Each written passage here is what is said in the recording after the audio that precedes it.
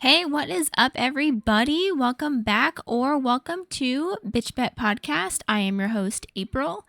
This is our first video episode of the podcast. And if the video option is not available on whatever podcast platform you're listening to this, you can definitely find it on my YouTube and Rumble channels. I will try and make sure that the video option is available to all the platforms, but if I'm not able to make that happen this month, I will definitely make sure it happens next month. I hope everybody's new year is treating them nicely. I hope everybody's month is going well. I hope that nobody else got the nasty cold sickness that was going around at the beginning of the year, because me and my husband got it and it was not fun. It was definitely hanging on for dear life, no matter how hard I tried to get everything out. But thankfully, I am finally over it, I believe. And if you're feeling a bit under the weather, then I hope the sickness passes fast and you can get over it quickly. So when I first started this podcast, I was kind of content with it being just an audio podcast. I didn't really have any intentions of making it a video podcast. And I liked I always struggle with this word, the anonymity, the idea of being anonymous. With this podcast, I didn't want to put my face with it. I was just content with having a logo and having my name out there, but I just didn't really want it to have my face behind it. And that obviously has changed if it wasn't blatantly obvious, but I wanted to kind of explain why I had the change of heart and why I basically completely restructured my entire podcast at like 4 o'clock in the morning one night. And it's because since I still don't have a job, hopefully I'm going to be changing that relatively soon, but I still am without a job. So my sleep schedule got fucked up. I was basically on a vampire schedule. I was up at like 4 o'clock in the afternoon when the sun was setting, and I was up all night, and then I was going to bed right as the sun was rising. So there's not much to do during those hours than to just sit there and contemplate life and just think about all the different things that have happened in your life. And I started listening to a couple different podcasts, and basically I was just starting to remember when I was a kid, I got a lot of attention. And what I mean by that is like I got a lot of awards as a child. I was always a part of different like productions, whether it was holiday production, school production, special event productions, no matter what it was. If a show was happening that the school was putting on, I got some important role in that show, whether I had speaking parts, or whether I was just supposed to be like a really crucial part in the show. I just always got tasked with these parts. And I wasn't trying to, like, I wasn't actively seeking these parts out. They just kind of always ended up happening to me. And I didn't really question it. I was just like, yeah, okay, like, no big deal. And I just kind of went along with it.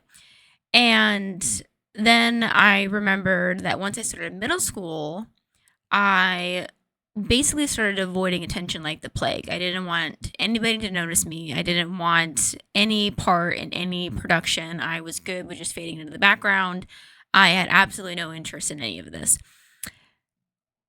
So, as one does at 3 o'clock in the morning, you ask yourself, why? Why did this happen? What was the change? And you just kind of just self-reflect on life. So I think what ended up happening, and it also kind of fits in to the storyline and the timeline of when my dad's ex-wife, or my mom, started running her mouth to me and start just constantly tearing me down in any way that she could think of, whether it was my looks, how my body looked, how my body was changing, my acne, like anything and everything under the sun that she could point out, she did. And that started happening when I went into middle school and after I left elementary school. And also when I started to completely avoid attention like the plague. And I was like, oh shit, like all of these things are connected. She didn't like that I was getting attention and I was getting attention so effortlessly and I was getting all these important roles, I guess, in all these productions. So I was getting a lot of attention and she didn't like that. She was a very jealous person and she couldn't stand the fact that a 10-year-old or younger was getting all this attention and she wasn't. So she then made it her mission to tear me down at every opportunity possible. And then as I got older, her son, or my dad's son, decided that he was going to jump on the bandwagon because the shitty apple does not fall from the shitty tree. But I don't really remember a lot of the things that were like said to me as a kid. Like verbatim, I couldn't tell you exactly all the nasty things that got hurled at me during my childhood, but they basically all just kind of chalked up to I was fat and ugly. I was fat and ugly. And I have always been relatively skinny, even when I was a child. I've stayed pretty much this size since I want to say a teenager. I might have been like slightly a bit bigger, but mostly like my face is a bit chubbier as a teenager. But I was still just very much skinny. And I wasn't trying to be skinny. I just naturally was skinny. And my dad's ex-wife is also naturally skinny to the point where I think I was in like 4th grade or something. I was definitely in elementary school, and one of the kids that was in my class like asked me if my mom was anorexic because she was that fucking skinny. And I didn't know what that meant at that age. So I asked my dad. I was like, "Hey dad, like is mom anorexic?" And he goes, "No. What do you like where are you getting this from?" And I was like, "I don't know. Like someone in my class asked me if she was anorexic." And he goes, "No, she's just skinny." And she was skinnier than I am. Like skin and bone skinny, like turns sideways, disappears skinny. She was it was like an unnatural and an unhealthy type of skinny. And if that's the one genetic that I got from her, I'll take it. But thankfully, I added some curves, so I made this look good, so it's not completely gross. But yeah, so just basically everything that they hurled at me was just basically I was fat and ugly. And I didn't put a lot of weight behind it and didn't put a lot of stake in it. I just kind of learned to tune them out as time went on. And because I don't really remember a lot of my childhood, so thinking back on it, I kind of remember it as like a Charlie Brown episode where like, the adults just go want, want, want, want, want. Like that's what I hear when I think back on my childhood. And granted, I tried to just let them run their mouths because it was easier to let them just talk than to try and deal with it. But I was still a kid. I was still learning not only the complexities of my temper, but also how to control it. So there were definitely times where I was not helping the situation. And I ended up making it a whole lot worse. And sometimes it led to physical altercations and it led to a lot of nasty things getting said and it led to me getting in trouble. But I have no regrets. I said everything I said with my whole ass chest and I don't regret it. I still stand on everything that I've said in my childhood.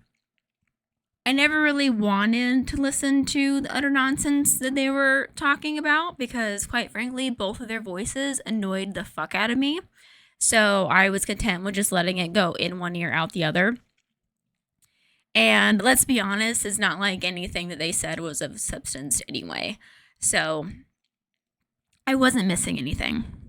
And although I can't remember exactly what was said to me, I still do remember just like all the things that I felt after hearing all that stuff. And it really led me to go to therapy.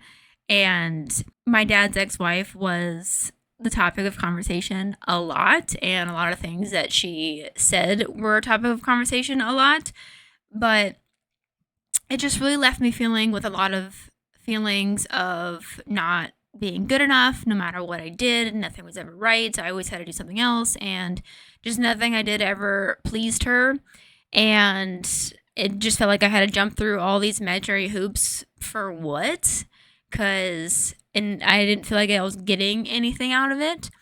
And I just felt like there was nothing that I could do because I was hearing a lot of things when I was home, and then I would go to my best friend's house at the time and I would hear different things from her family, and it was just a lot of conflicting opinions and conflicting views, and I was like, cool, there's nothing that I can do, right? So I'll just go fuck myself then.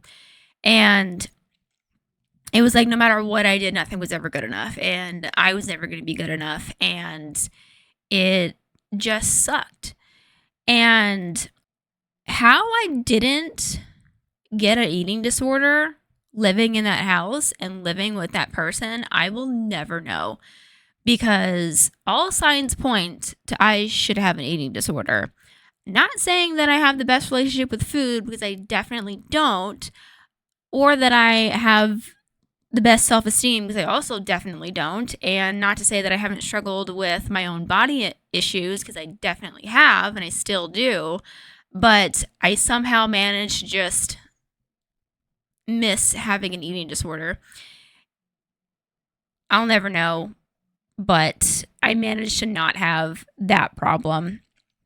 I was listening to the Multiple Truths podcast a while back, which, now thinking about it, probably is what started this whole self-reflection spiral that I kind of went down with myself, because they had an episode where they were talking about body image, and they were both sharing their stories with their own journey with their own body images. And then so it then prompted me to think about my own journey and my own struggles with it. And it's been a ride. It really has been. But I can confidently say I'm starting to get better. And I've started to actually notice how I'm talking to myself in a different way than I've talked to myself in the past. Because I've said this to my husband. I think I even said it last month when I was talking to my gorgeous cousin Amanda on the podcast, where I just, for the longest time, like I want to say up until like maybe a year ago, if that. Sure, we'll just say like a year ago, maybe a year and a half. We'll give it some time. Like a year and a half ago, I just felt like I was nothing special. Like, I didn't think I was pretty. I didn't think there was anything like super exciting about me. I just kind of thought I merely just like existed. And I've told my husband this multiple times, and he's like, I don't understand where you're getting that, because you're amazing. And I'm like, thank you. I don't know where you're getting that, but I'll take it. And through this self-reflection and through just me thinking about like all these different things, I realized, and I said this last month too, that there was never anything fucking wrong with me. And when I tell you, I felt like a bus hit me when I had that thought like just skyrocket across my brain. I felt like a fucking bus hit me, because it was like an earth-shattering, or not earth-shattering, but like a glass-shattering moment where I was like, holy fucking shit. There was nothing ever fucking wrong with me. There was nothing ever wrong with me as a child, because she wasn't doing anything to warrant all this attention. She just got it effortlessly, just doing what she wanted to do and just being the person that she was. And she just always got these opportunities of like having these important roles and having these, important things to do. And there was nothing fucking wrong with her, but it's because somebody else didn't like the fact that she was getting this attention, that they decided that they needed to put her in a box. So they fucking put her in a box. And I think that was one of the reasons that I never wanted to have this be a video podcast, because I was still letting that box control me, because they created the box and they initially put me in the box. And then since I've been in that box for well over a decade now, probably almost, I think almost maybe 2 decades. 20 years? No, almost 2 decades. And so then it begged the question, why am I letting irrelevant people keep me in a box? And the answer was they fucking shouldn't be keeping me in the box, because I was just keeping myself in the box. So I decided that there was no fucking reason why I shouldn't have this be a video podcast. So at 4 o'clock in the morning, I completely rethought the entire podcast. And I was like, okay, where am I going to film this? Like, what do I want as my background? You know, this, and that. I hijacked my husband's computer, and he lets me hijack it, and I move all of his Legos around, and I put up my Legos that I want to have up. And I just decided that there's nothing fucking wrong with me. So if there's nothing fucking wrong with me, then why am I hiding? Plain and simple. I really found that phrase has really been helping me within like the past 2 months. Yeah, because I had this revelation right before me and my cousin started recording last month's episode, and I originally told her when we were planning everything, I was like, hey, like, don't worry, because I normally record them as videos, but then I just attach the audio, and that's what I put out. So I told her, I was like, don't worry about, like, if your makeup's done, if you don't want to do your makeup, it's no big deal, like, I'll just have the video file for myself, it's nothing, don't worry about it. And then she's like, okay, cool. Then either the day before or the day of, we were set to record. I was like, hey, just kidding. I changed my mind and we're going to do a video episode. And she was like, okay. And she went with it. And then technology was not on my side last month. So eventually, when we were going through all the recordings, I was like, you know what? We're just going to keep this an audio one. And I wanted also to be able to explain why I made the shift and why I made the switch. So I was like, that's just too much for one episode. And I knew ours was going to be long enough. So I was like, I'll just save this for next month and for like the first episode of the new year. I was like, I'll just save that and that'll just be what I talk about. But that phrase, nothing's fucking wrong with you, has really been helping me with my own body image and self-esteem issues, because there's nothing fucking wrong with me. So I started doing this thing before I hop in the shower, and my husband looked over at me one day and he was like, what are you doing? And I was like, nothing, I'm just working on something, like no big deal. And he goes, oh, like body positivity? And I was like, no, more like just body acceptance, because there was nothing wrong with my body. So there's something I have to like be positive about. I just have to accept my body as it is, because as it is, it's a beautiful body. And there's nothing wrong with it. So I just have to accept it as it is. It's slowly starting to work, and I try and keep it as consistent as possible with doing it at least every day. But some days I just want to hop in the shower and just go to bed. But I keep it pretty consistent where I do it at least once a day. And I'm starting to notice like the mental shift I'm having with how I talk to myself, just like mentally. And if you listen to last month's episode where we had a tangent about inner monologues, spoiler alert, I don't have one, but I still talk to myself, and it's not like an inner monologue because it's just very sporadic and it's just very random. So I do have those inner thoughts, but they're just not a continuous thing like most people have, like my husband, where they have like inner monologues. But I'm just really happy that I've started to see my own progress with that, because I've been struggling with this for fucking ever. And I always knew it was something I needed to work on, but it was like one of those things where I was like, okay, I know this is a problem, but I have no idea how to fix it. And it's funny because that's what I ended up saying to my therapist, where when we first met, I was like, I know exactly what my problem is. The issue lies where I don't know how to fix it. And that's where you come in. And she was like, okay. And it was she kind of got shocked by that because she was like, I think I might have been the first person that she helped where I was like, I know exactly what my issue is. I just have no idea how to fix it. She's like, oh, okay. As I've always been very self aware with what my issues are, I just don't always know how to fix them. So, yeah. And I think looking back at it now, probably one of the reasons, if not like the main reason why I didn't end up with an eating disorder was because I knew that no matter what I did, it was never going to be enough. No matter what ideal version this woman had of me in her brain, that I needed to look a certain way or be a certain way or have a certain look to myself or whatever, I knew that even if I decided to break my body to try and reach and become this fantasy version of myself, that I was never going to make it happen because she was always just going to keep moving the goalpost. It was never going to be something that I could actually achieve. And it was always going to be something that I still did wrong, or I wasn't doing the correct way, or I wasn't doing something enough, or I wasn't, there was always just going to be something that I wasn't doing right.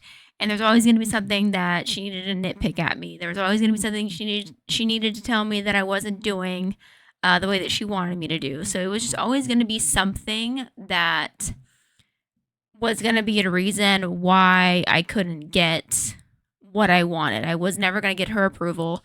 And I think just deep down, I knew that no matter what she said, it wasn't worth shit. And although it sucked in the moment, hearing all those things and having to be in that environment for so long, deep down, I knew that it wasn't worth putting any weight into because it was never going to be something that I could change. And it was never going to be something that I could obtain. So I was like, why even try to become this version that she wants me to be when I know damn well I'm never going to become that person, and I'm never going to get what I wanted from all that time. So I was like, it's not even worth it. It's not worth my time. It's not worth my energy. It's not worth my body to try and become that unrealistic version of myself. And yeah, so I think that might be why, because I knew deep down, no matter what she said, it wasn't fucking worth shit. And it's still not fucking worth shit, no matter what she says now. But she can say it to whoever the fuck wants to listen, because it's not going to be me. Last thing that I want to touch on before I wrap up this episode, because it is surprisingly fitting. I was scrolling through TikTok, as one does, because why not?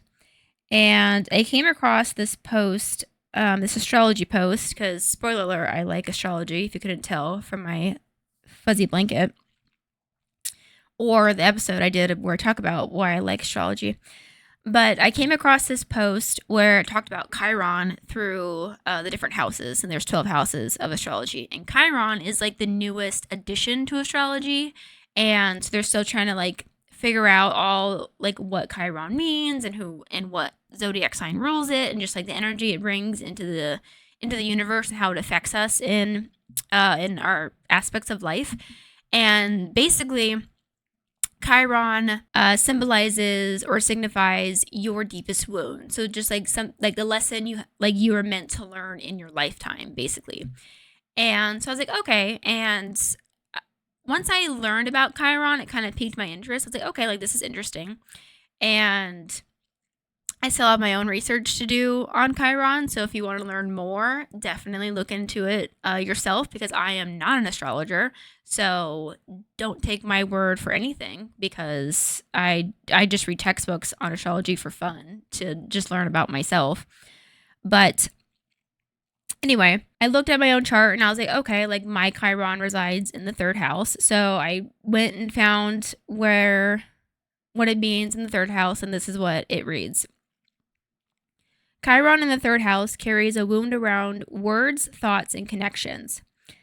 Kind of like my childhood. It's like trying to shout in a dream, no one else seems to hear you, or you're afraid you'll say the wrong thing. This might stem from early struggles with being misunderstood, feeling intellectually less than, or having tricky relationships with siblings or close connections. You may battle with the belief that your voice doesn't matter, that your words don't stick.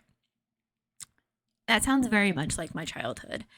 And it also definitely sounds like one of like the main reasons why I went to therapy in the first place. And once I read that, which is also one of the reasons why I will never understand how people think astrology is bullshit, because that it almost reads me to a T, or at least reads my deepest wound to a T. And I've already been living that wound long before I discovered Chiron and really got into astrology. So do with that what you will. But believe what you want to believe. I'm just here to make sense of my own life. You're here to make sense of your life. However you want to do that, more power to you. But I've been slowly working on healing that wound for quite a while. And I don't think that was like the reason I started this podcast. But it definitely plays into kind of like the undertones of this podcast, because I definitely get to not only like reclaim my voice, but also just like reclaim my story and reclaim the experiences that I had as a child, and just kind of be able to stand on my soapbox and be like, this is what I'm going to talk about today, and this is what I got to say about it. And if you don't like it, then fuck off. But it definitely does help with that wound, and I'm still kind of working on things myself to fully heal that wound and put it behind me. But I don't think the wound's bleeding anymore, which I think is a good sense of progress. So yeah, I think that's kind of where I'm going to leave this episode. So let me know about any boxes that other people have created for you that you decided to break down for yourself, because no one should keep you in a box, and no one should build a box around you. And I don't know why I'm thinking of the quote from Dirty Dancing, nobody puts baby in a corner, but I feel like it fits. Also, never seen that movie, but I know enough references to make it seem like I see a lot of movies. But yeah. So if there's anything that you want to take from this episode, there's nothing fucking wrong with you, just like there's nothing fucking wrong with me. Don't forget to follow the podcast, subscribe to the podcast, share this episode. You can follow the podcast on social media. It's Bitch Bet Podcast, all one word with an I instead of an exclamation point. And rate this episode 5 stars. If you want to support the podcast in absolutely any way, I do have a Patreon that you're more than welcome to check out. I finally also figured out kind of what I want to do with my Patreon. I started having a bunch of random thoughts that were centering around a specific topic, and I didn't really know what to do with them, so I decided I might as well just make a podcast episode about it and just title it Random Rants, because they're random and it's just me ranting about random things that don't really necessarily fit in with kind of my podcast and the topics that I cover on my podcast. So I figured, I'll just put them on my Patreon. And if you want to check those out, then you are more than welcome to. I should have the first one up around the time that this episode is live, if not a little bit after. But check in with that to see if you want to tune in to the Patreon to see what random rants I'm going to be ranting about. As always, to all the native voices in your head, bitch bet, and I will see you all next month.